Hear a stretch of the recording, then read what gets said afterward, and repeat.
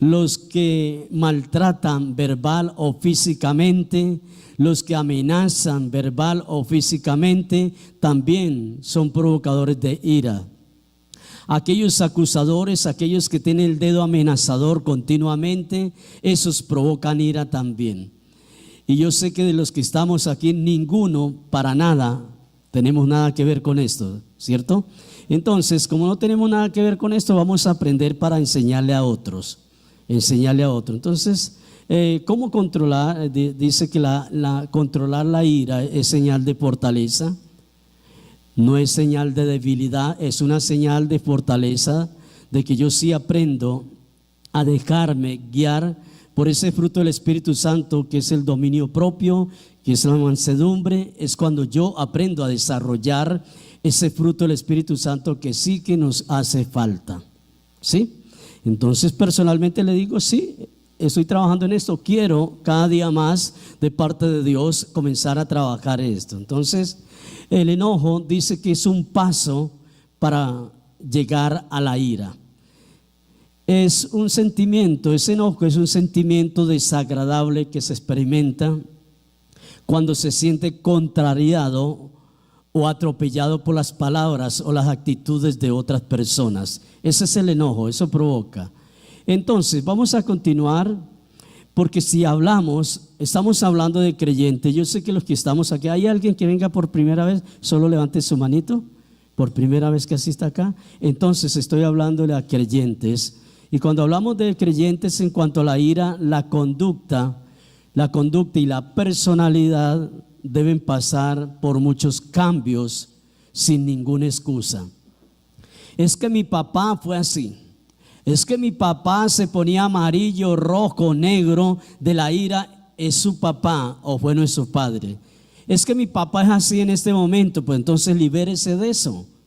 Corte esa maldición. No podemos seguir que mi papá lo hizo, mi mamá lo hizo, mi abuela, mi tatarabuela. No podemos seguir en esto porque estamos contemplando, acariciando la maldición generacional.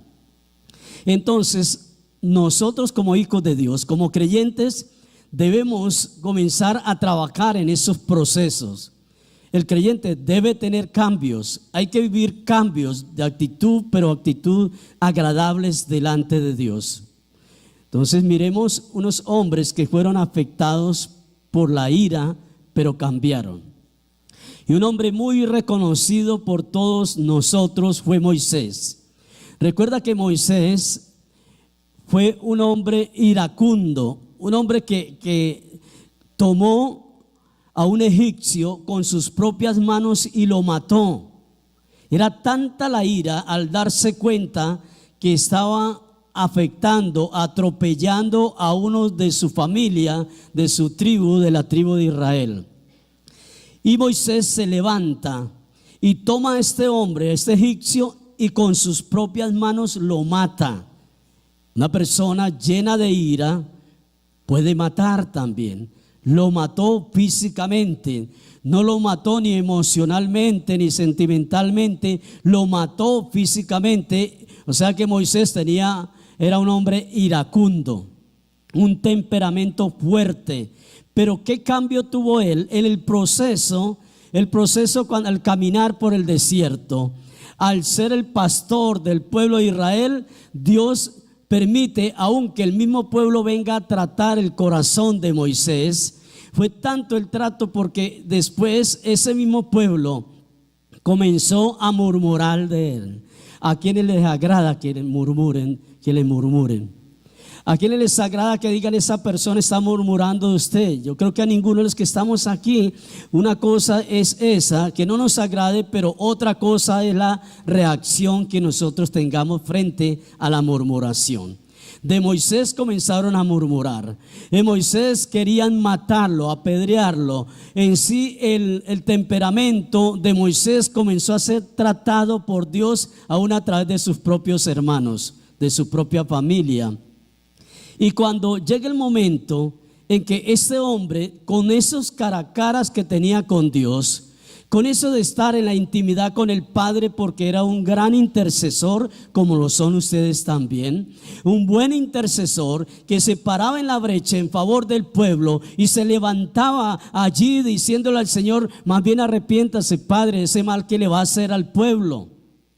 El hombre que se atrevió a decirle a Dios eso. Pero llegó el momento, como dice en el libro de Números capítulo 12 versículo 3, dice que aquel varón era muy manso, más que todos los hombres que habían, ¿dónde?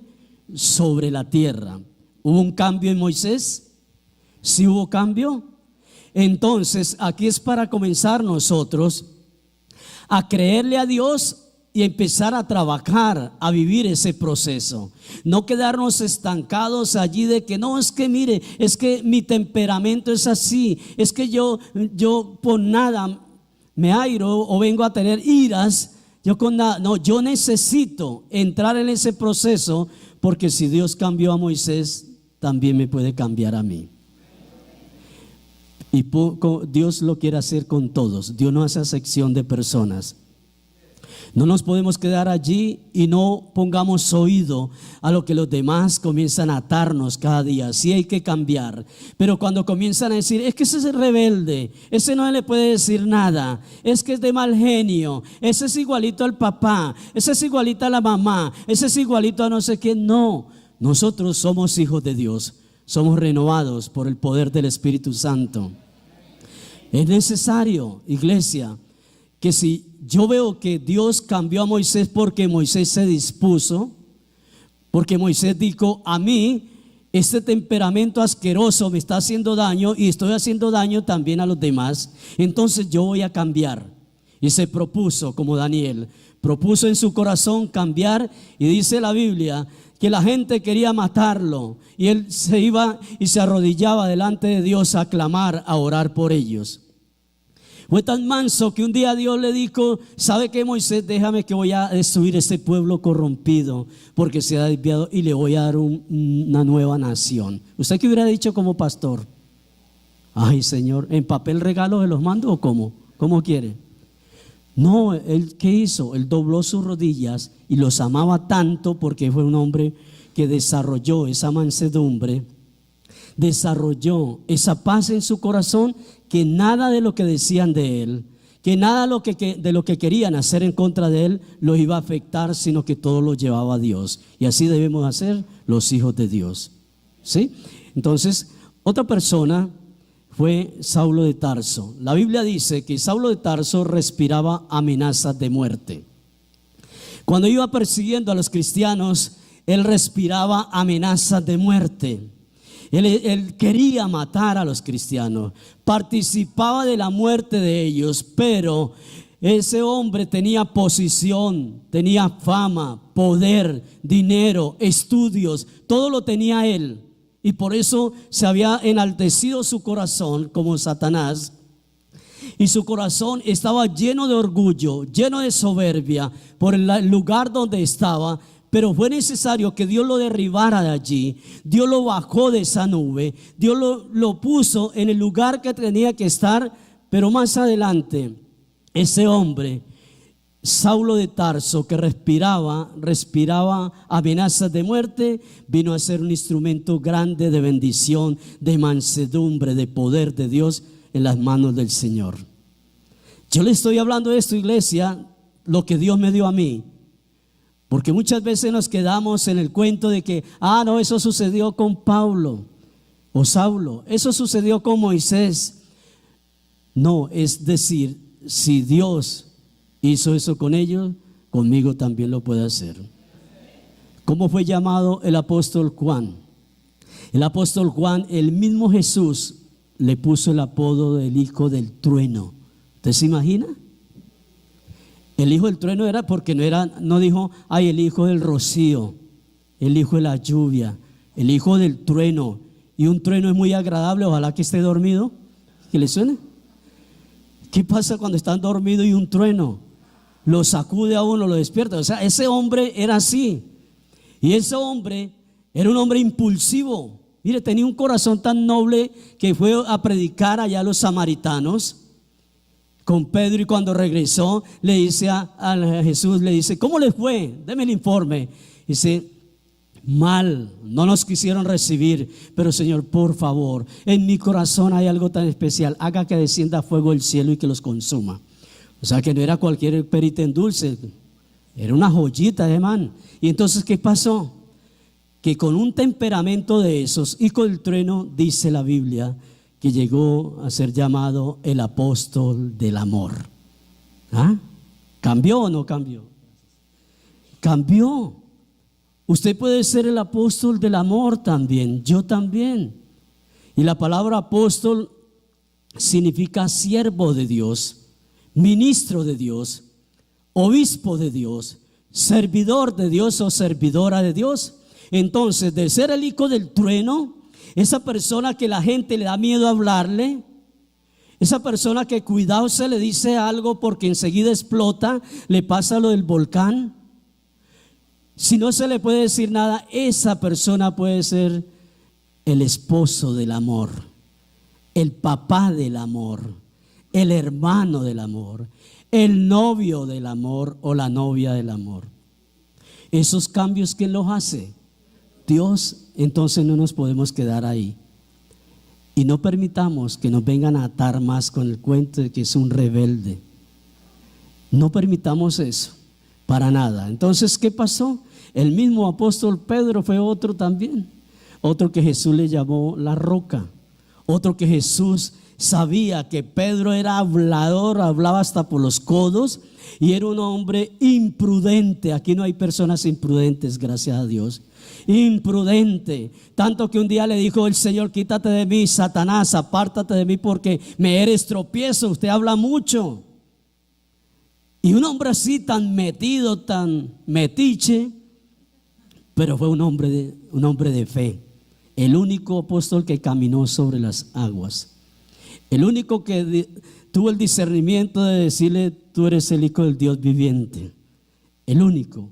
Pero también se llevaba su temperamento rico, también se llevaba ese temperamento de ira, de enojo, pero Dios lo transformó a través de Jesucristo. Dios lo hizo. Entonces, si seguimos hablando de hombres y mujeres que fueron transformadas por el poder de Dios, de ser personas iracundas a ser hombres y mujeres llenas de mansedumbre y del amor de Dios, que eso es lo que el Señor hizo en esos tiempos y lo está haciendo en estos tiempos también.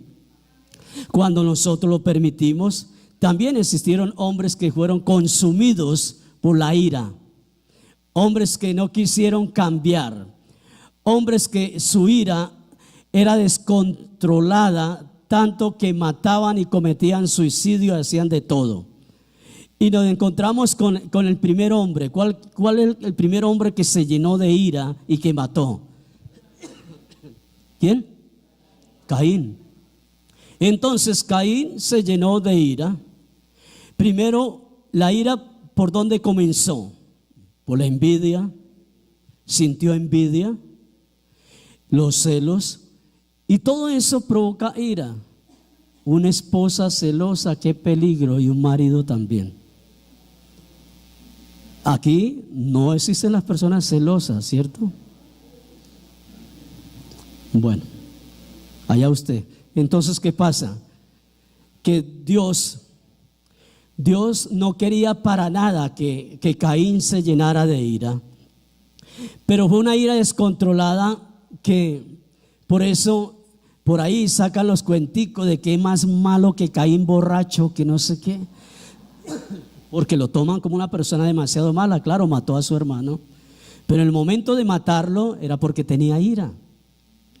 Estaba lleno de ira, lleno de celos, de envidia, de codicia, de todo. Y él no quiso cambiar para nada, porque Dios le advirtió. Antes de esto le dijo que el pecado está a la puerta, Caín.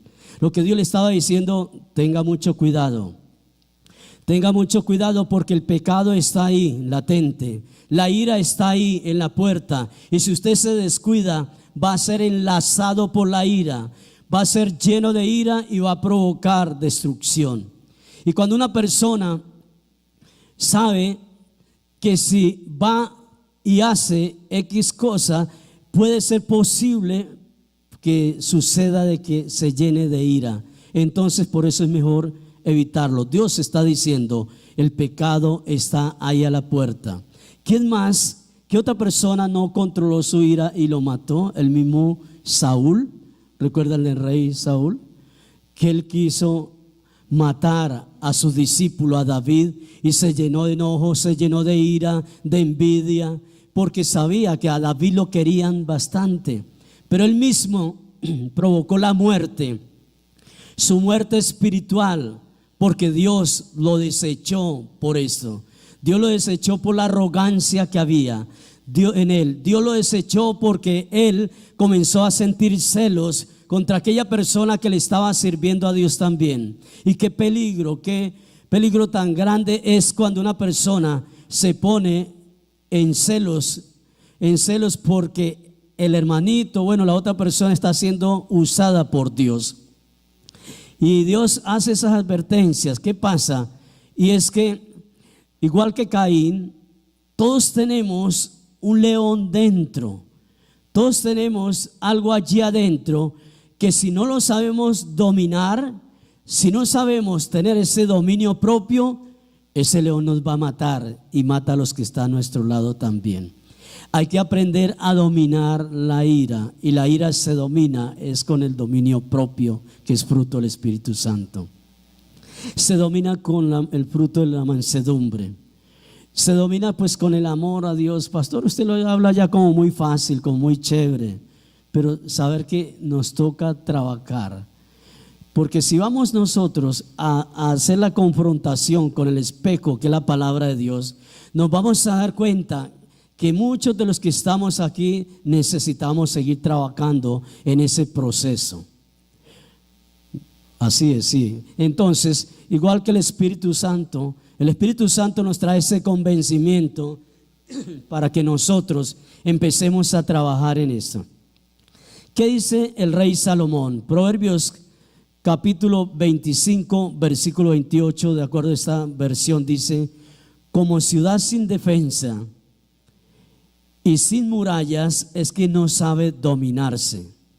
Oiga lo que dice: una ciudad sin defensa y sin murallas es aquella persona que no sabe dominarse. ¿Qué pasa con eso? En el Antiguo Testamento, para poder guardar la ciudad, se colocaban, o ellos levantaban murallas, y esas murallas les servían para protegerse del enemigo. Y está diciendo Salomón, es que la persona que no sabe dominarse, la persona que no sabe tener ese dominio propio, es como una ciudad sin defensa y una ciudad sin murallas. ¿Usted cree por qué se están mofando algunas personas ahí diciendo: si vienen a atacarme, mire lo que tengo tanques de no sé qué, tengo misiles, tengo todo esto? Porque quieren mostrar lo que ellos tienen. Y el otro le contesta por allá diciéndole: nosotros tenemos 3 veces más que eso, nosotros somos superiores. Porque para ellos esa es la defensa, ese es el temor, esa es la intimidación que colocan. Pero nosotros sabemos que dice el libro de Proverbios que si no podemos dominarnos, si no sabemos dominarnos, entonces estamos sin defensa, hermano. Ahí sí, como dice mi esposa, es mejor, vea, mijo, cierre la boca para que no peque. Es mejor callarse. Si no podemos nosotros controlarnos, es mejor callarnos, ¿sí? Ay, pastor, pero es que el que calla otorga. No importa, pero hay que aprender uno a controlarse. Un día le iba a reprender a una de mis hijas, a darle fuerte, le iba a dar una buena fuetera a una de ellas. Entonces, cuando me vio a mí así enojado, me agarró de las manos y me dice: respire 10 veces, cuente 10 veces, respire, papi, respire. Y yo la miraba así. Entonces, imagínense que uno lo cogen de esa manera y lo ponen a respirar y lo ponen 10 veces. No, ya terminamos haciendo ejercicios con ella. Proverbios capítulo 29, versículo 11 dice: el necio da rienda suelta a su ira. El necio da rienda suelta a su ira, pero el sabio sabe dominarla. ¿Sabe qué bueno es esto? Ojalá nosotros aprendiéramos a aplicar todo esto. Nos evitaríamos muchos, pero muchos problemas. Saber que el necio es el que da rienda suelta a la ira. El necio es aquel que es dominado o controlado por la ira. Eso dice la palabra. Porque si le hacemos una pregunta aquí a las esposas, ¿a usted le encanta que su esposo sea iracundo? No, para nada, ¿cierto? Pero a nosotros los esposos sí nos gusta que ustedes sean iracundos, ¿cierto? ¿Es así o no es así? Sí, dice. Entonces, ¿qué pasa? A ninguno nos gusta, porque sabemos que eso hace daño, eso provoca dolor, eso provoca malestar, eso provoca división en la casa, eso hace mucho daño a la vida espiritual, la vida emocional, eso hace daño a las finanzas. Le abre una entrada, hace una entrada, no una puerta, un portón para que el enemigo entre y saquee nuestra casa. ¿Por qué? Porque estamos siendo provocados a ira y lo estamos permitiendo. Hace mucho daño eso. Nos hacemos daño a través de eso. Proverbios capítulo 14 versículo 29 dice: el que es paciente muestra gran discernimiento. Me gusta. El que es agresivo muestra mucha insensatez. Una persona agresiva, qué peligro, hermano. Pero aquel, dice, que es paciente muestra gran discernimiento, porque primero analiza todo, discierne lo que está pasando, aún lo que va a hablar, lo piensa antes de manifestarlo, y está bajo la dirección de Dios, del Espíritu Santo allí, y eso le va a enseñar que no debe llenarse de ira, porque va a hacer daño a la persona que está allí. Entonces todo suena bonito, pero ¿cómo? ¿Qué debo hacer yo para combatir esto que ha venido afectándome? Evangelio de San Lucas, capítulo 9. En ese Evangelio de San Lucas, capítulo 9, en el versículo 22, el Señor Jesucristo está hablando aquí a sus discípulos, anunciando su muerte. Pero dice, en el versículo 2 está diciendo: es necesario que el Hijo del Hombre padezca muchas cosas y sea desechado por los ancianos, por los principales sacerdotes y los escribas, y que sea muerto y resucite al tercer día. Estaba diciendo todo lo que iba a acontecer con él a sus discípulos.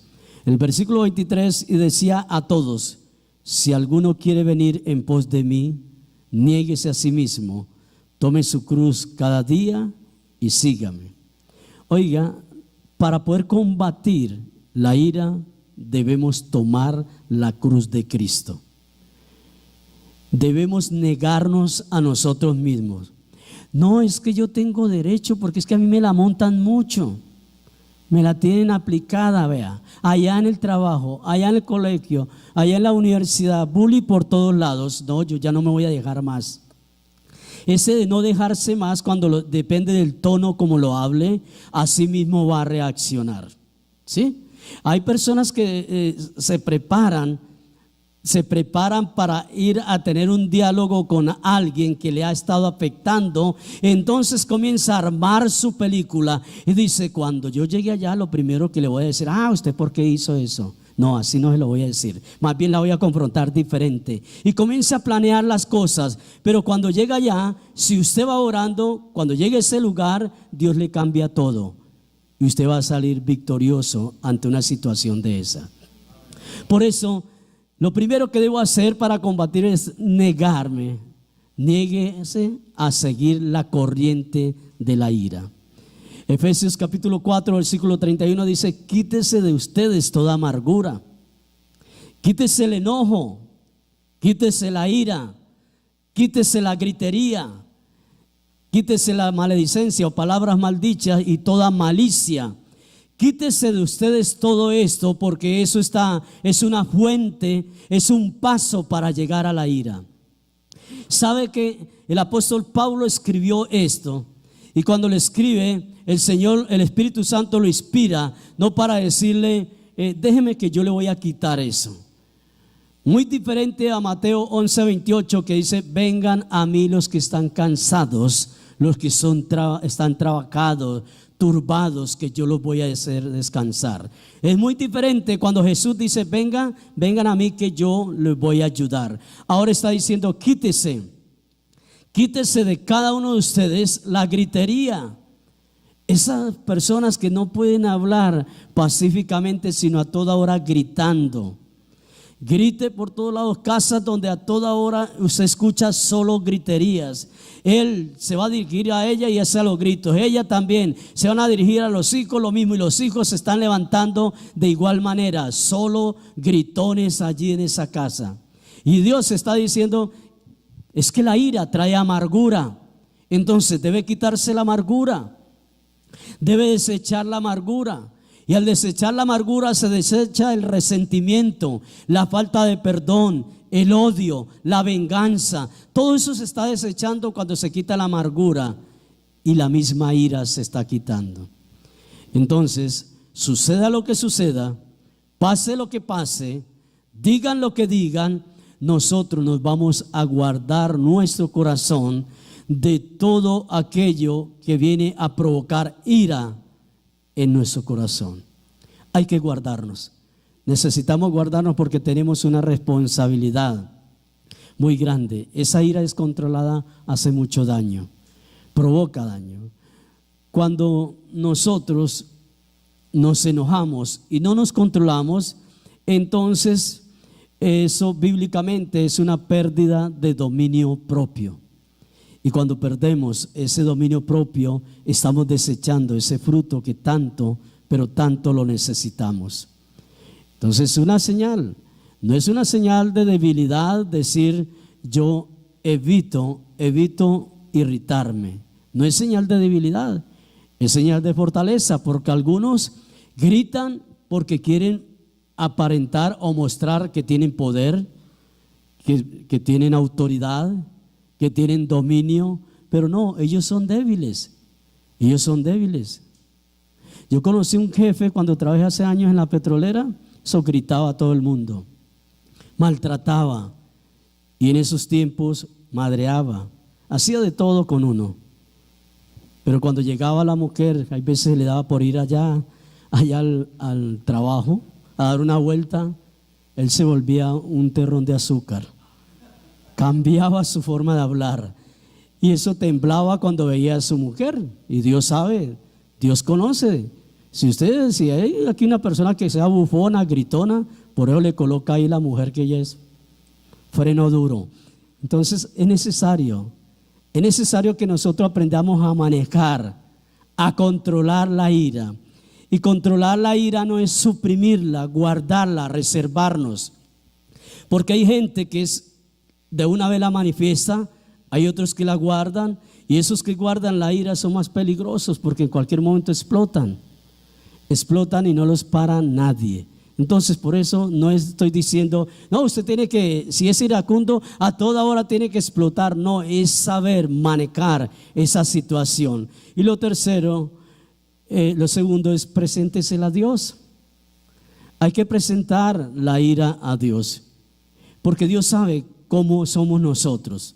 Dios nos conoce todo, aún las intenciones del corazón, y por eso hay que saber presentárselas a Dios. Hombre, si yo no puedo controlar la ira, yo tengo que ir a Dios y decirle a Dios. Porque si usted alguna vez le ha dicho a su esposa que le ayude a controlar esa ira, ¿sí lo ha hecho? ¿O viceversa? Seguro que si le decimos eso, ellas se van a reír, y tienen toda la razón. Porque somos nosotros los que debemos poner parte para esto, presentarla delante de Dios. Y una vez que nosotros la presentamos delante del Señor, pues Dios va a comenzar a actuar. Hable con Dios, dígale a Dios qué es lo que está pasando, manifiéstele al Señor, y así seremos sanados por de la ira. Dice Romanos capítulo 6 versículo 11: así también ustedes considérense muertos al pecado, pero vivos para Cristo, en Cristo Jesús, Señor nuestro. Entonces ya estamos muertos a la ira. No tenemos nada que ver con la ira. Jesucristo la llevó en la cruz. Somos libres de la ira y por eso debemos comenzar a trabajar en esa. Y para ello es necesario algo tan importante, y es descubrir qué es lo que me provocó a mí la ira. Descubrirla, tener claro qué me provoca la ira, qué es lo que me provoca el disgusto, qué es lo que hace que me provoque enojo. Hay personas que dicen: yo no voy a visitar a tal persona porque siempre es imprudente, siempre me hace enojar, siempre me dice cosas que me hieren, siempre me dice cosas que me hacen daño, entonces no vaya por allá. ¿Qué va a hacer por allá? No meta más la nariz por esos lados. Porque si yo voy a una parte que siempre me están dando y demen, y demen, y demen, es mejor evitar eso. Descubra qué es lo que le provoca a usted la ira. Segundo, verifique cuál es la raíz que le induce a la ira. ¿Cuál sería la raíz? Bueno, si mi padre es peor que lo que soy yo, de ahí viene la raíz, una raíz de maldición. Nuestros ancestros: no, es que el abuelo es por lo que está viejo, ya los viejos son cascarrabias, que no hay que. No, de allí viene también la maldición, esa maldición generacional. Descubra, verifique qué es lo que pasa, qué es lo que debe hacer. ¿Es la falta de control? ¿Es la inmadurez? ¿A usted le han dicho que es inmaduro? A ver, levanten la mano los que le han dicho que son inmaduros. Ahora sí, ¿no? ¿Y sabe que es tan agradable que le diga a uno a la mujer: madure? ¿Sí? Ya uno está que se cae de lo remaduro, no rechave sino maduro. Pero es saber, hermanos, que cuando le dicen a usted madure, es porque es por algo. Se está comportando peor que un niño, entonces le dicen madure. Mi mujer hay veces me dice que madure porque yo le hago chistes a ella y la molesto. Dice: muy chistoso, madure más bien. Entonces lo dejan a uno muy contento. Entonces hay que verificar eso, hermano. ¿Qué es lo que pasa? ¿Por todo se disgusta? Es de las personas que por todo se disgusta, que no le gusta que le digan nada. Aquí hay personas así. ¿Usted? Por fin lo reconoció, ¿no? O es su papá, o es su mamá, o es su hermano. No, hay veces no nos gusta que nos digan las cosas. Hay veces, como dicen los jóvenes, lo encuentran a uno mal parqueado ahí. Está usted mal parqueado y llegan y, por ejemplo, mi esposa, pues lo hablo porque ella está por allá arriba, ustedes no le van a contar. Va uno manejando y dice: ¡ay! ¿Qué pasó? ¡Ay, se me olvidó traer tal cosa! Sí, entonces, ¿qué sucede con eso? Que usted lo cogieron desprevenido, mal parqueado y le pegó un susto. Cosas tan sencillas como esa que también provocan enojo. Hay que verificar a ver qué sucede. Aprenda a cargar su cruz. Escuche, termino con esto. Si yo quiero sacar el enojo, la ira, tengo que aprender a cargar la cruz y no esperar que Cristo me la cargue otra vez. Cristo ya la cargó hace más de 2000 años. Ahora le toca a usted y me toca a mí, ¿cierto? Nos toca a nosotros, nos corresponde a nosotros. Termino con este texto, Romanos capítulo 6. Romanos 6.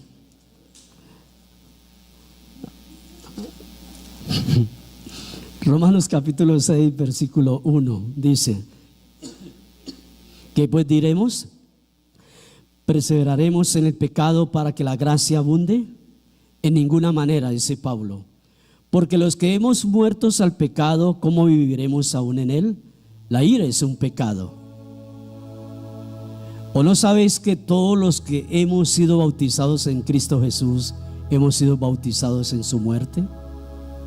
Porque somos sepultados juntamente con él para muerte por el bautismo, al fin de que, como Cristo resucitó de los muertos por la gloria del Padre, así también cada uno de nosotros andemos en vida nueva. Porque fuimos plantados juntamente con Él en la semejanza de su muerte, así también lo seremos en la de su resurrección. Sabiendo esto, escuche, que nuestro viejo hombre fue crucificado juntamente con Él, para que el cuerpo del pecado sea destruido, a fin de que no sirvamos más al pecado. Amén. Qué bueno es Dios. Coloque sobre sus pies y vamos a orar.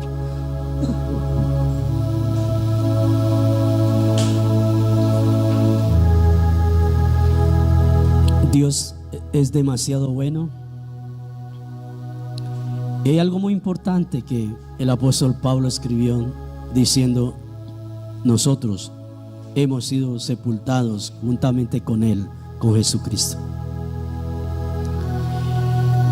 Y así hemos sido sepultados juntamente con Cristo para que con Él resucitemos para vida nueva.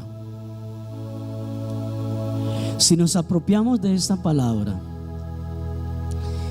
si nos sinceramos a sí mismo y le decimos: Señor, de veras ha estado afectándome ese mal genio, esa ira descontrolada. Me he hecho mucho daño, Señor. He hecho daño también. Y lo más triste es que he hecho daño a las personas que más amo. Y le decimos al Padre: Padre, perdóname, Señor. No quiero seguir así, Señor. No quiero ser un provocador de ira, Padre. Y no quiero, Señor, continuar llevando esa mala fama de iracundo, de que soy de las personas que no me pueden decir nada, de que continuamente, Señor, estoy contristando al Espíritu Santo por esto. No quiero más. No quiero más, Señor,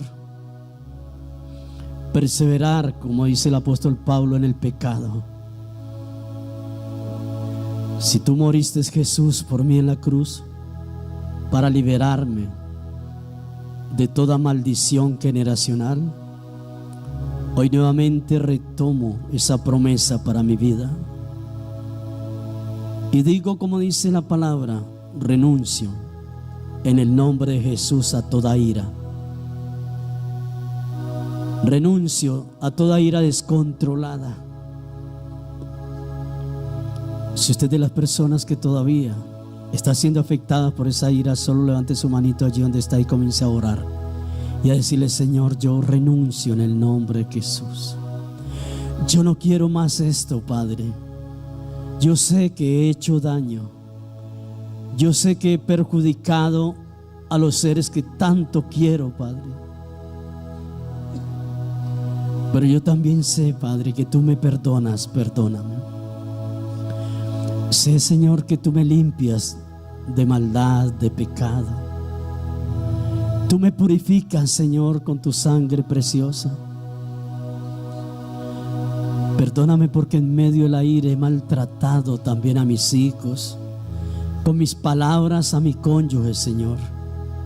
He hablado cosas que no debía haber hablado, Señor. He actuado totalmente diferente a como tú quieres que yo actúe, Señor. Hoy te pido perdón en el nombre de Jesús. Y te digo: Espíritu Santo, gracias. Gracias por haberme empoderado con ese fruto del dominio propio, de mansedumbre. Yo lo necesito.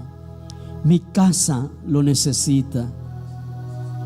Toda mi familia, Señor, te necesita. Y hoy tú nos has hablado, Señor. Nos has hablado a través de tu palabra, Señor.